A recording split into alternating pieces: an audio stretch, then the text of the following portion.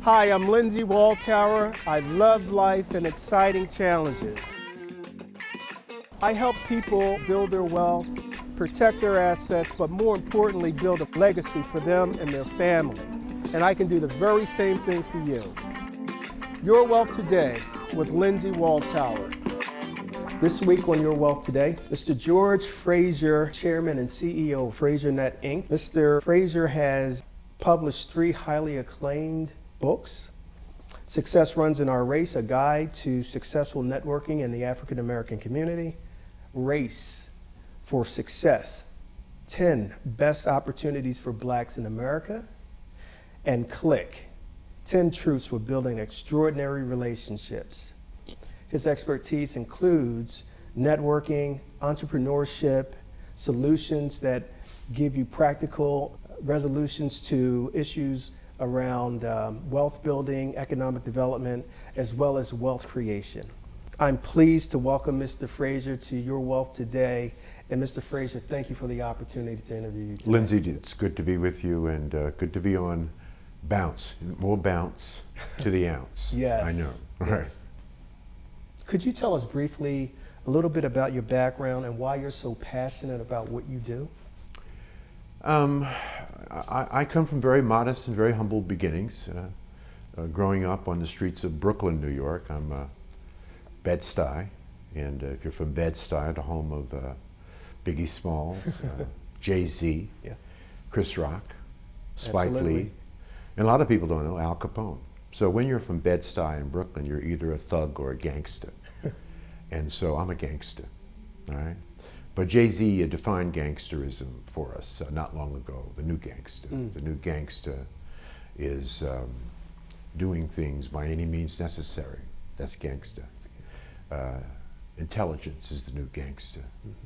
Creativity and thinking outside of the box is the new gangster. So having spent some time with you before our interview, I detected there's some gangster in you too. So it's good to meet a fellow gangster, because I'm sure enough gangster. And so I'm from a large family, 11 children, Okay. 8 boys and 3 girls. My father came to this country in the early 1900s from Guyana. He married a beautiful fair-skinned sister, Ida Mae Baldwin, from Lumpkin, Georgia, and they moved to Brooklyn.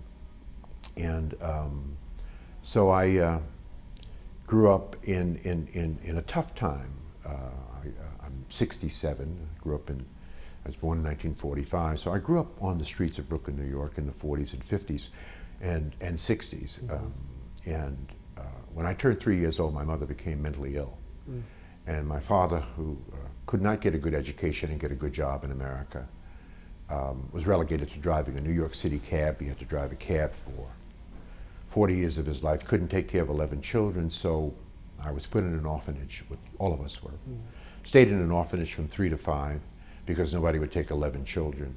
We were broken up into 3s, and I spent the balance of my young life until I aged out of foster homes on the streets of New York. So I grew up at a time when Malcolm X was in one ear, Dr. King was in the other ear, and Smokey Robinson was writing the lyrics to the music instead of Lil Wayne. And that really is the essence of why I am who I am today. The influences on my life, not only my biological parent, my father principally, but the influences around me. James Brown was singing at the time I was growing up, "Say It Loud, I'm Black and I'm Proud." Gil Scott-Heron was saying the revolution would not be televised. Black power and serving our community and being invested and involved in our community and working together and connecting the dots in the black community was a strong part of the urban movement. And that's fundamentally, that's psychologically what has infected my spirit and to do the things that I do in Black America. Wow. So you have a balance of the old school, the new school, Right. and everything in between. That's right.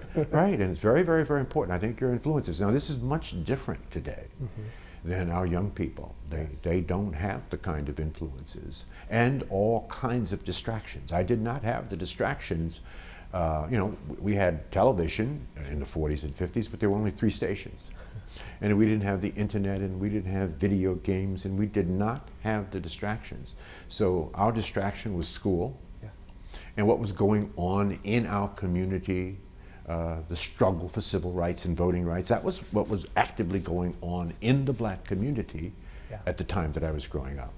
And that had a profound influence on me. Yeah, thank you. What were some of your challenges as an entrepreneur starting FraserNet, starting a successful business? It has its inherent challenges. Could you share with our audience the information aspiring entrepreneurs could glean from your experience as you started the FraserNet.inc? Yeah, there are several. First and foremost, and that would be for most certainly culturally specific entrepreneurs, black and brown people today, money. So I didn't have any. You know, I had a little bit of money, but not the kind of money that one normally associates with starting and building a business. What I had, because I had good interpersonal and people skills and learned early in life, very, very early in life, the power and importance of relationships, the power and importance of the people around you. Yes. I had a very, very great inventory of people who knew me, respected me, loved me, and would support me in whatever my vision and dream was, right? Absolutely. And I engaged those people in my life. I had the likes of an Earl Graves, for example. Earl and I both grew up in Bed-Stuy. He's 10 years ahead of me. Okay. But I had models like Earl Grave, who founded Black Enterprise Magazine when I was a kid. And so I had some good business models, and again, most importantly, I had solid relationships at work, at home, and in the community.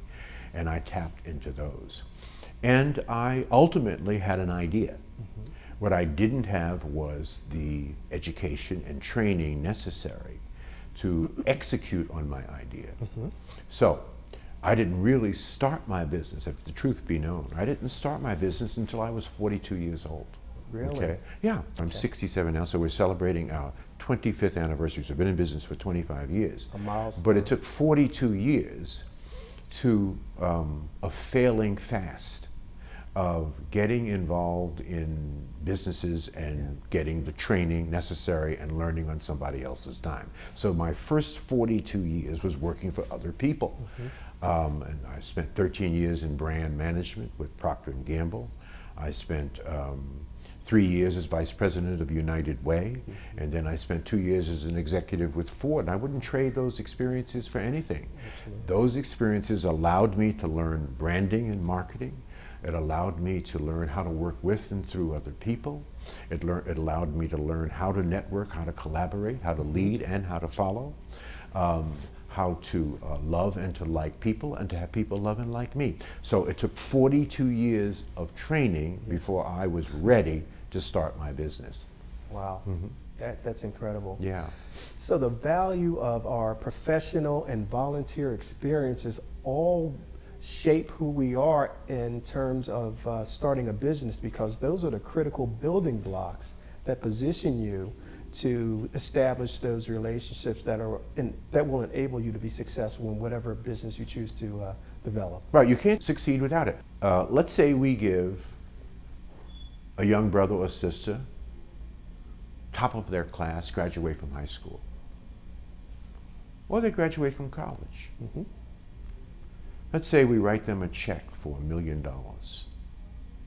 What do you think would happen? That's a great question. They would fail. They have education but no experience. Unless they had a parent that was an entrepreneur, or an entrepreneuse, that's a female version of an entrepreneur. That, you know, entrepreneur is French, and so entrepreneur is male, entrepreneuse is female. If they had a parent or parents that were entrepreneurs, they could get some guidance and some training. But 99 out of 100 just graduated from high school, even at the top of their class, given a check for $1 million, but had not cultivated and nurtured and built relationships and or worked in the real world and failed and learned on somebody else's dime, they would go through that money rather quickly. So I recommend, I speak in certainly historically black colleges, probably 15 or 20 times a year, because I get this question from young brothers and sisters all the time. How can I start my business? My answer to that is go and learn on somebody else's dime. Yeah. Mess up somebody else's money. I worked for Procter & Gamble for nearly 13 years. You know how much of their money I messed up with mistakes that I made on their dime? That had I been in my own business probably would have failed and messed up my own money. So learn on somebody else's dime, but fail fast. Real fast. Fail fast. That is Right. great advice. That's a great segue into the importance of building your network. Mm-hmm. I've often heard you coin the phrase, your net worth is directly impacted by your network. Your relationships are everything.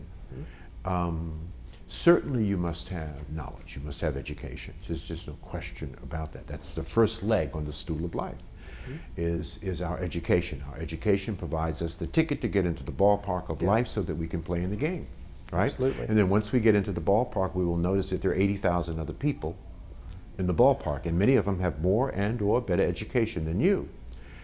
So while education is profoundly important, don't get it twisted, it is not enough. Right? But you better have it, especially if you're a black or brown person in this country, because if you're mediocre without knowledge or skills in America and you're black or brown, you better leave, because you're going to be marginalized in this country and you're going to ultimately be destroyed. So education provides you the ticket to get into the ballpark. That's the first leg. The second leg is then to take this education that you've acquired and develop marketable skills with that education. Absolutely. Right? I know you're smart, but what can you do? Have you taken your knowledge out into the marketplace, added value to that knowledge, and then get an exchange for that value? And the exchange is what your knowledge and how it is valued in the marketplace. So as I say all the time, if you're only making $10 an hour, you're only worth $10 an hour. And if you'd like to earn more, learn more. Okay? Absolutely. So marketable skills is the second leg on the stool of life. And then third and foremost, back to your question, is relationships, relationships, relationships. Your ability to work with and through other people. Your ability to cultivate, nurture, and develop relationships at work, at home, and in the community. Yeah. Your ability to lead and to know when to follow. Your ability to love and to like people, and to have people love and like you. So the combination of those three things, that's the alchemy, that is the equation for success. Not just being brilliant, not just having marketable skills but no people skills, right? Not having people skills and marketing skills but no knowledge, the useful knowledge. So you've got to have all three of those, and those have to be in alignment. I love the phrase you speak about in Click, your book Click. And you described how a click actually forms in that alignment. Right, that's right. And I think that the three key elements was fit, timing, and I believe the other is chemistry. Chemistry. That's right. Chemistry. That's right. Can you elaborate Sure. on that a little bit for us? Sure. Networking is highly important, and networking, there's several different levels. Networking is really the identification, right, of the people that you would like to begin the process of engaging a relationship and ultimately cultivating and building that relationship. And we meet people on the escalator and elevators, at conferences, workshops, seminars. We exchange business cards. And now this next step is to cultivate and nurture and build that relationship and ultimately click with that person. When you click with someone, 1 and 1 makes 11 and not 2. That's really ultimately the ultimate goal of all relationships is to click. But you don't click with everybody you network with. So who do you click with? You click when three things are in perfect alignment: chemistry, fit, and timing. You see, we could have good chemistry, good fit, bad timing, we won't click. We could have good timing, good fit, bad chemistry, we won't click. We could have good chemistry, good timing, bad fit, right? We won't click. Those three things have to be in perfect alignment. Chemistry is hugely important, especially in a personal relationship. Chemistry. So fit, what is fit? Fit is that we share a common vision. We have mutual goals, the things that you want, the kinds of things that I want, the things that you have that I need, the things that I have that you need. So is it the right fit? So that's what we're looking for as we go out and about and begin the process of cultivating and nurturing and building the relationships and the networks that we will need throughout life. Because you will need 3 kinds of networks that you will have to work on continually throughout all 8 passages of your life. Absolutely. We are going to take a break. See you very shortly. Hi, I'm Lindsay Walltower. I love life and exciting challenges. I'm a wealth manager. I help people build their wealth, protect their assets, but more importantly, build a legacy for them and their family. And I can do the very same thing for you. I'm going to help you on the journey to financial freedom. Your Wealth Today with Lindsay Walltower.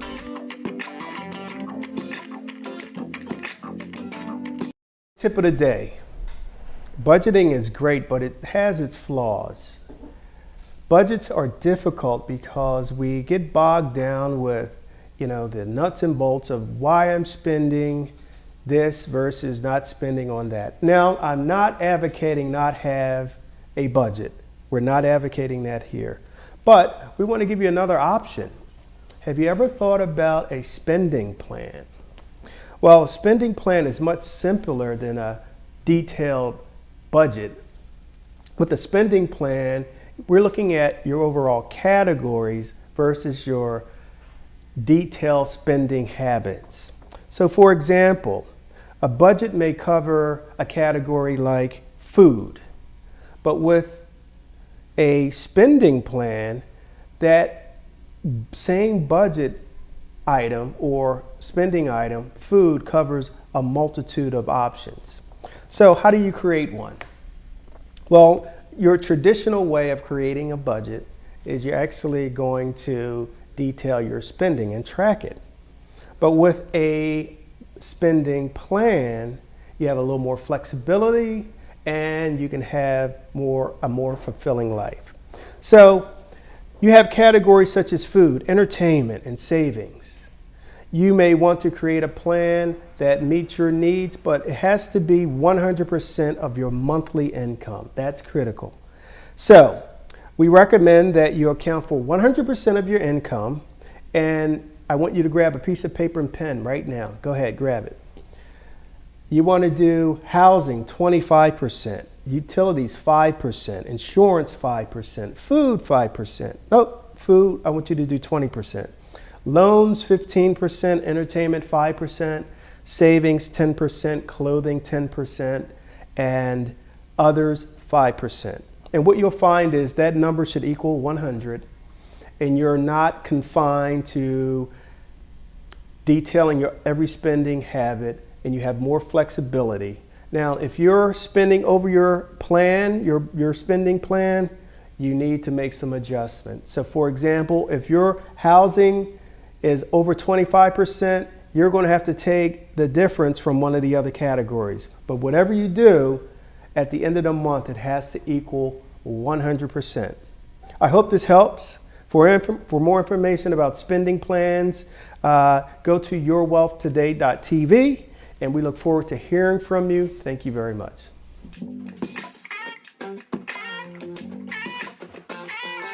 We will resume our conversation, and it's been really a valuable insight into one of America's top Black business brokers. Mr. Frazier, what brings you to Philadelphia?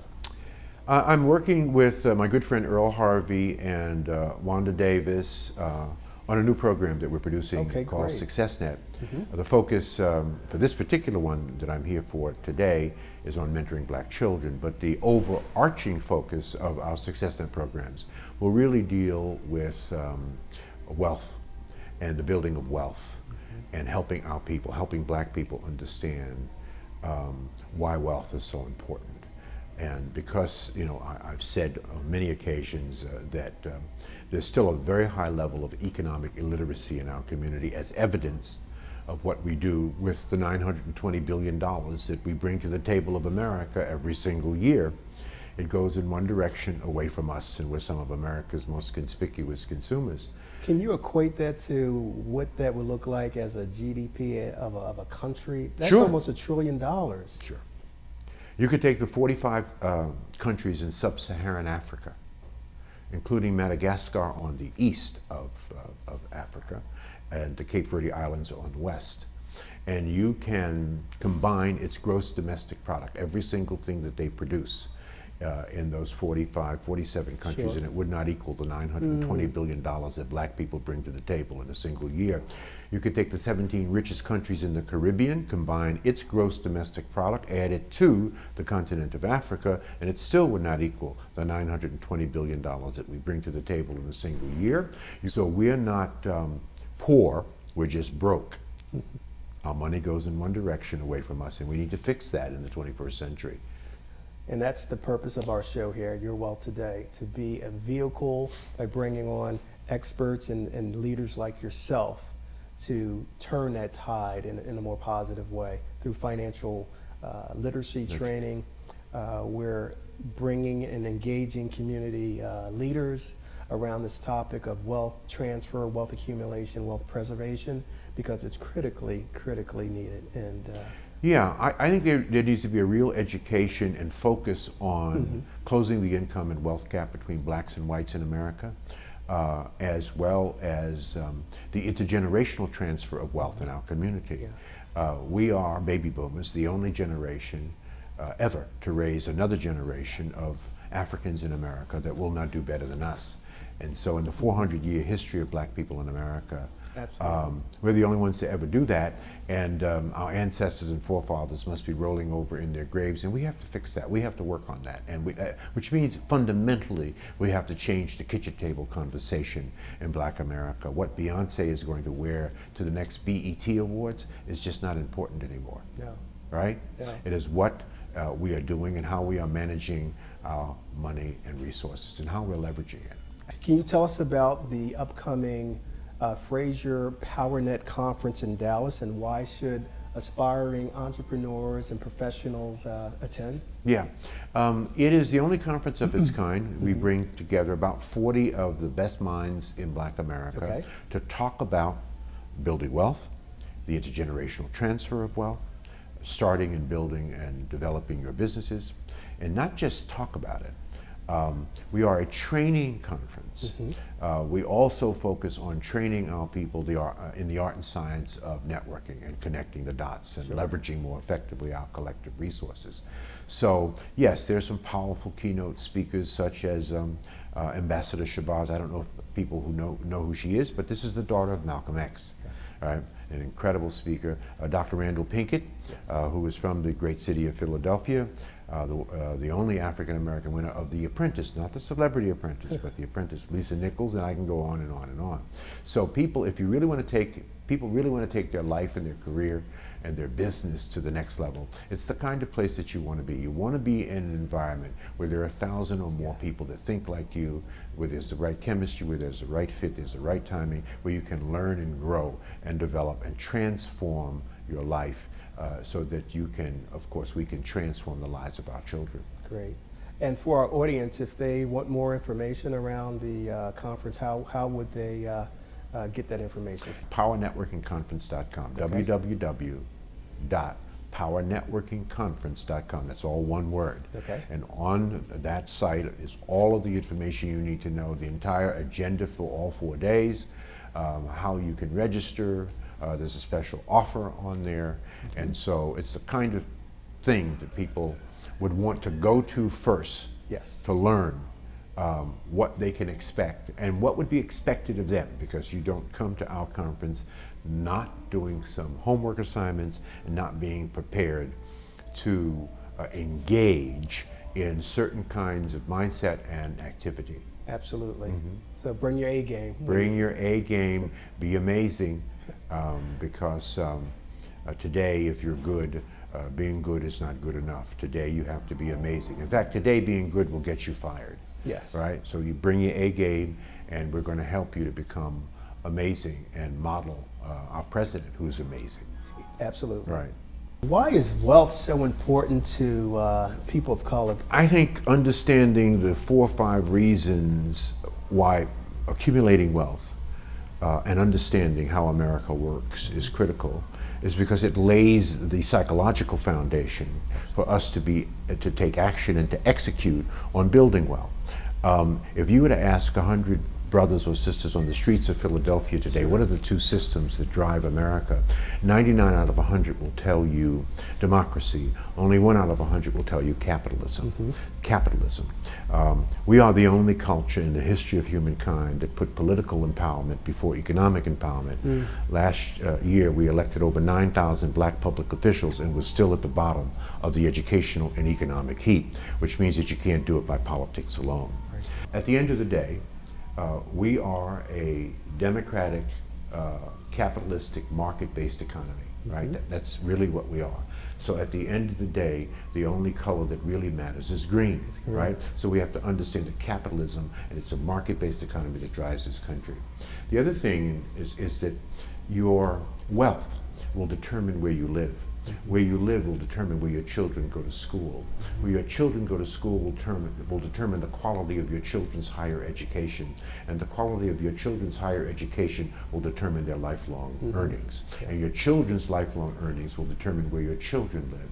And where your children live will determine where your grandchildren go to school. And where your grandchildren go to school will determine the quality. You see the cycle of poverty there? I do. And I think the final reason is, we have not been taught this, and that is that that our lives are really based on and our money and how our money is managed is based on a tax system that focuses on equity and ownership.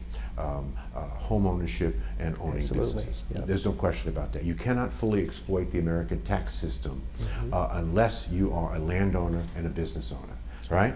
And we own the fewest number of businesses per capita, and we came over here on the Mayflower. We own the fewest number of homes per capita, and again, we came over here on the Mayflower. So our money is driven by the tax system, which favors the landowner and the business owner. Yes. So we have to own land and own businesses. And so that, I think that's really the bottom 4 reasons why we need to focus on wealth. Great. Absolutely. Right. Well, we want to thank you so much, Mr. Frazier, for being giving us the opportunity to interview you today on Your Wealth Today. If you, the viewers, would like to contact Mr. Frazier and get more information, go to our website, yourwealthtoday.tv, and also like us on Facebook, and tweet us your comments as well, and at Walltower, and we will be happy to engage with you on our website to help you learn more about resources such as Mr. Frazier, as well as others who can bring value to your life. And we're going to look forward to seeing you next week. And you have a great day, and we look forward to seeing you on our next exciting show. See you next week.